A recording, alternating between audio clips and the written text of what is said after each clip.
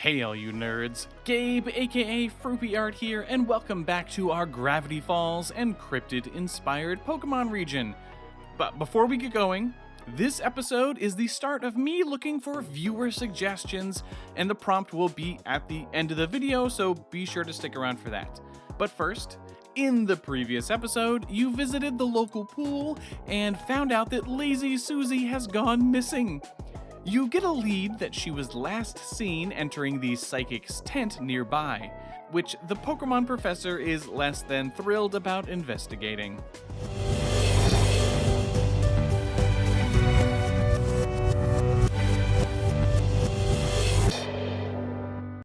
Come on, you two, let's ready ourselves. Professor Pines stops into a Poke Center next door to the psychic's tent, and has you all heal up your Pokemon. Oh, are you guys checking out Glee's show? Isn't Glee just the best? The professor grumbles to himself and grumpily leads you towards the tent next door. I know it may be hard to believe that anyone could dislike me in any way, but you're about to meet my nemesis. Whoa, that's intense. Who is it? A rival professor? Nope. An ex-professor? Oh, an ex-cellmate? Oh, an ex-wife? Drama! I'll take any of those over this. This is competition. You follow the professor through the flaps of a massive tent. Inside, seats are filled, and beyond them is a stage. You wiggle into some seats and watch as a short child waddles out and is hit by a spotlight. Good afternoon, y'all. My name is Glee, and it just makes my day to see so many beautiful faces. Oh, this kid makes me sick. Well, if this is your first time here, let me tell you a little about myself. Oh no, they're gonna sing. When I was just a teeny tiny little me, I found that I have innate psychic abilities. Now I'm the only one who's able to see into the metaphysical realities. I have a gift, I hear it, and I use it to lift your spirits. Yeah. Boo! Boo! You stink! Boo! Well. If it isn't Professor Pines from that sad and rundown research shack down the road. At least we do real research there. This is all a bunch of mumbo-jumbo, Glee. I think someone's just a little bit jealous that all your lovely people are here instead of taking the sad little tours over at his tourist trap of a lab. Hey, I run a legitimate research shack, but that won't stop us from kicking your butt. Yeah! Ooh, well, I'm just as terrified as can be. But even my understanding audience doesn't want to watch me destroy a sad old man. But hey, what about one of your little assistants there? One of them want to come up and prove their might in a Pokemon battle? They're still new here, Glee. That wouldn't be fair. How about I sweeten the pot? I may have found something that you lost. Glee pulls a device component from behind their back. I meant to say that they're new here, but they are ready to kick your butt so hard you'll fly out of those tiny stupid boots. Get up there, kid, and make me proud. The professor lifts you out of your chair and practically throws you down the aisle towards the stage. You hop up on stage and start to introduce yourself, but Glee stops you. Oh, don't you worry your little head. I already know exactly who you and your cute sister are. And I wish it didn't have to go this way, but just to set an example, my psychic-type Pokemon are going to have to crush you into a fine dust. Glee doesn't give you much warning and tosses out their first Pokemon. Certainly more monster than cryptid, but we just have to get a zombie in here, and we're going to tie it to Gravity Falls just a bit more by pulling in some inspiration from the Percepshroom, that mushroom that gave Waddles like super intelligence.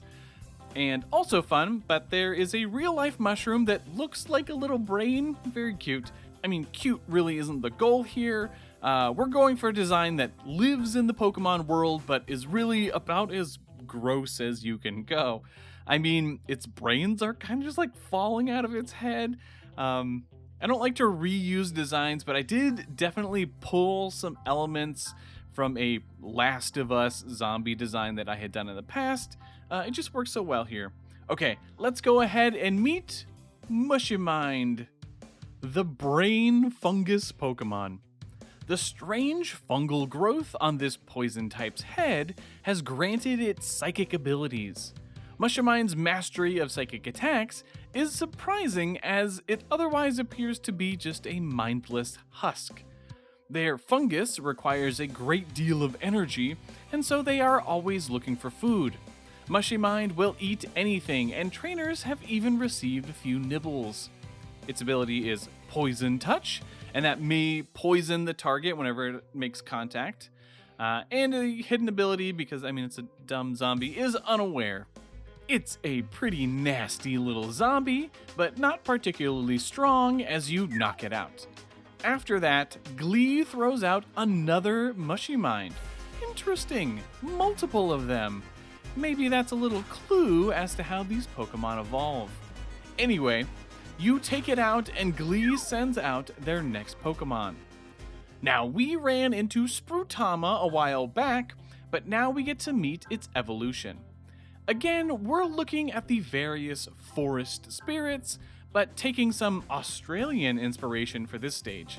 The Mimi are aboriginal spirits with long, thin limbs, kind of like stick people. And then also we're bringing in the idea of a walkabout, going on a long journey to showcase your resilience and maturity. So put those together and you get a literal walking stick person on a walkabout. It's a walking stick. Okay. I know that's pretty rough. I apologize. It's very dumb, but I do love how this line is turning out. Okay. Let's go ahead and meet the only non-psychic Pokemon on Glee's team. This is Stukabowt, the walking stick Pokemon. This well-traveled grass type can be seen wandering all across the Hoenn region. They watch over the wilds wherever they go and will attack anyone disrespecting nature. It is rumored that following a Stukabowt on their long journey will leave one with newfound peace and enlightenment. Its ability is Chlorophyll, so that'll double its speed in sunny weather, and the hidden ability is Harvest. With some decent stats and access to plenty of strong psychic, grass, and fighting moves, it's pretty tough, but you do pull through. Glee tosses out their final Pokemon, the bizarre Foline. Glee seems pretty worried, but after wiping the sweat from their brow, they smirk and pull out an odd-looking necklace. Is that what I think it is? What is it? What do they have? Glee, what do you think you're doing? The kid is new to the region. You can't use that. Ooh-wee, people, you are in for a real treat. Who would like to see the real potential of my psychic bond with my Pokemon? Glee grips the necklace tightly, which begins to glow brightly through their clenched fist. A glitching aura emanates from the necklace and engulfs both Pokemon and trainer. This is the new battle gimmick for the Hoenn region. Once per battle, trainers can utilize a special crystal to perform the Beast Merge phenomenon and combine with their Pokemon. Now, we've actually seen this happen once in Pokemon Sun and Moon when Lusamine combined with Nihilego, and then Pokemon just never touched that idea again. But we are going to be continuing it here, with all, the Ultra Beasts and the wormholes going on and whatnot. In this form, the base stat total shoots up to at least 600, they gain a new ability, and their typing changes. But we're also afflicting it with Ultra Wormhole Decay, which causes the Pokemon to lose an eighth of its HP every turn. Now, this is not really a fusion, but instead the Pokemon is being distorted by Ultra Wormhole energy and bonding to their trainer. It could be a covering or armor, kind of like this design, or it could also be a weapon, or a vehicle, or really anything. The Beast Merge phenomenon is supposed to get really weird.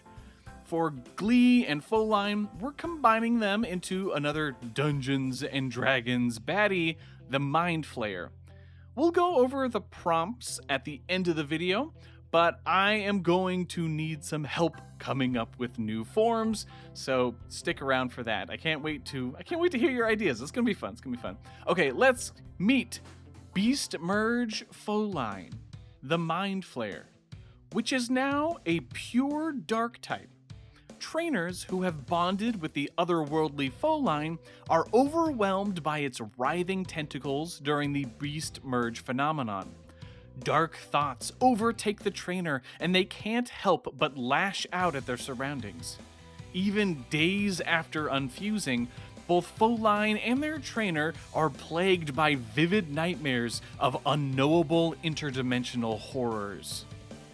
Its ability is something new, Corrupted Mind, that takes all of these psychic-type attacks and turns them into dark-type attacks and boosts their power by 20%. The battle is tough. The stats and the ability are pretty overwhelming, but when you are able to knock out this strange fusion, it separates into a fainted Pokémon and an exhausted Glee. The device component that they had wagered slides across the floor to your feet. You pick it up and see that it has a star symbol on it. You got so lucky. Somebody come up and help me. Now!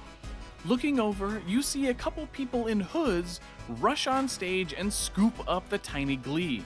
Maple stands up in the audience and points.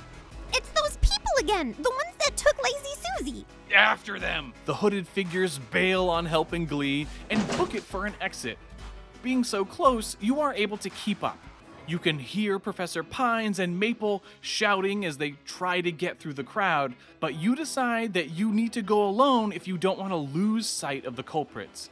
You get outside and see them running off into a nearby swamp, and you sprint after them. Now, before we go, I want to give you the details on the Beast Merge phenomenon and what ideas I would love from you. I'll be adding in some bonus videos for the series that just cover our new Beast Merge forms. Here are the criteria. Beast Merge forms can only be given to fully evolved Pokemon. I'll let you know which ones we have available so far. The typing must change. These transformations should be unexpected. So you can go from one type to another, a mono type to a dual type to mono, dual type to a different dual type, really whatever, but the typing just cannot remain the same. Every Beast Merge form gets a new ability. Ideally, this is a new, unique ability. So come up with something fun and weird. Nothing too overpowered, but definitely strange. And lastly, design-wise, the sky is the limit. It can be some kind of armor or covering, a weapon, a vehicle. The Pokemon can shrink, grow, stretch, and distort as much as needed. Seriously, go big with this. Foline has what I want to be a pretty tame design compared to the rest of the Beast Merge forms. Okay, so what's available right now? I mean, there are some fully evolved Pokemon that won't be on this list since I already have an idea and spot for them in the story, but these are fair game. Tortesto, Molunder, Frillo, Ketituff, Ludrilu, Candivore, Beholdrake, and Vigilta. So, give me your ideas down in the comments, and I look forward to hearing all about your weird Beast Merge forms. Now, be sure to leave a like, comment, and subscribe if you are enjoying this series. There is a new puzzle added to the Discord server, so check out the video description for details on how to join the journal deciphering fun. Alright, I will catch you in the next one. Later, nerds.